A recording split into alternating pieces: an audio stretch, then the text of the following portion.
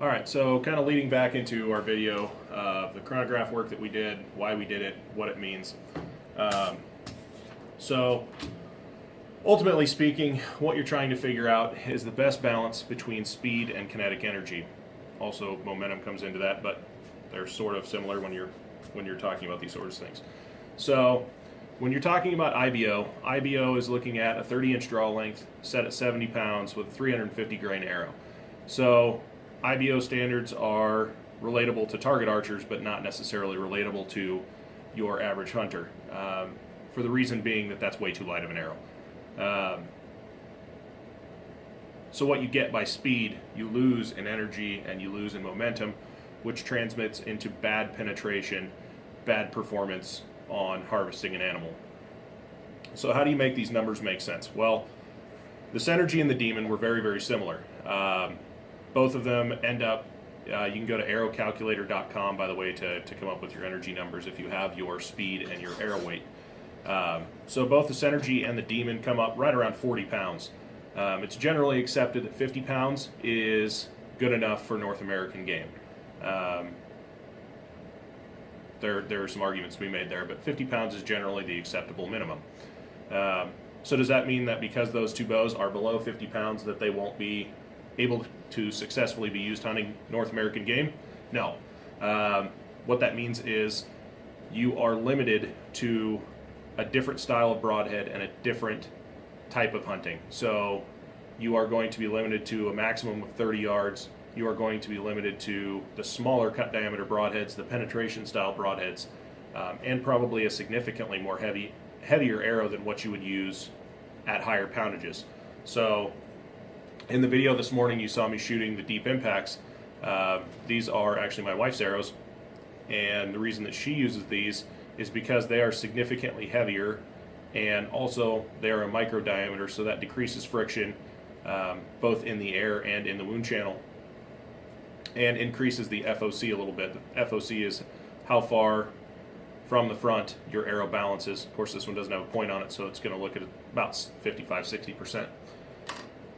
So the Maverick and the Wrath, the Maverick had 81 pounds of energy, and the Wrath had 67. Both of those are well above the 50 mark.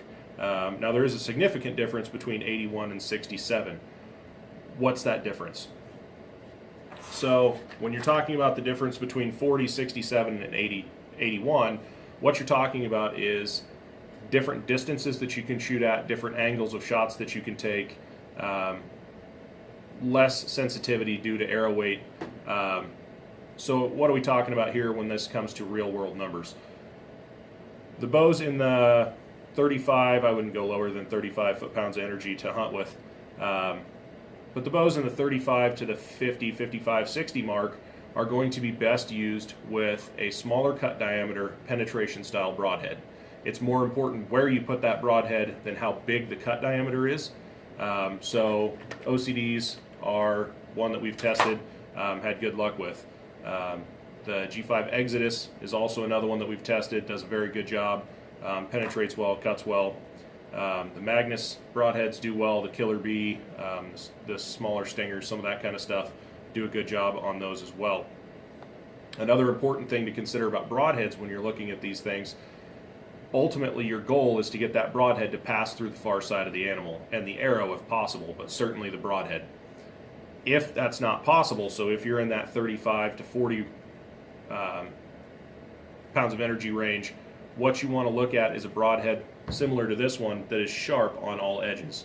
So even if it doesn't pass through, as that animal moves, the arrow moves around, you're cutting in all directions. The OCDs would also do this. Obviously the Exodus is not going to be great at that because it's dull on the back. So that covers the smaller, shorter draw, lighter draw weight bows. So what happens is you move up in energy. Well, if you're going to create that extra energy, you may as well use it. So while this broadhead will function on a bow that creates 80 plus pounds of energy, you're just going to blow all the way back through the backside of the deer, elk, whatever you're shooting at, and into the ground and waste all of that energy. So if you're going to create it, you may as well utilize it. So in the 60 to 80 range, I think the hybrids fill a good spot. Some of the larger fixed blades are also in here. I'm just kind of showing some stuff that I had on the shelf for reference. So this is a hybrid head. This particular is one of my favorites. It's the Battle Axe 100 grain hybrid. So you have two expandable broadheads and a fixed point. The thing that I like about this one, the Muzzy hybrid also falls into this category, is this particular broadhead is a rear deploy. So these blades open after it goes through the entry set of skin, entry set of ribs. So you're not wasting energy cutting that near side wound that really does you no good. So above 80, you're getting into your more powerful bows, heavier draw weights, longer draw lengths. Then you're getting into your more exotic broadheads. I think Rage falls into this category. Grim Reapers, the big solids, DRTs, some of those kinds of things are going to fall into this category. Those are broadheads that are best used when you have an excess of energy, when you have a fast bow, a powerful bow, at a longer draw length and a heavier draw weight. Because these broadheads are going to absorb a significant amount of energy when they deploy, and also since they cut the entry side ribs, they are going to use a significant amount more energy than your penetration style, that one's really sharp, or your mid-grades. So ultimately what this boils down to is you want to play with your setup until you can get as close to that 50-pound mark as possible. You can do that through adding brass inserts, shooting heavier grained arrows. You can do that a bunch of different ways, shooting different types of arrows. If you are over that, what does this matter to you? Well, it matters through your broadhead choice. So if you're going to create 80 plus pounds of energy, use it. Use a heavier style broadhead.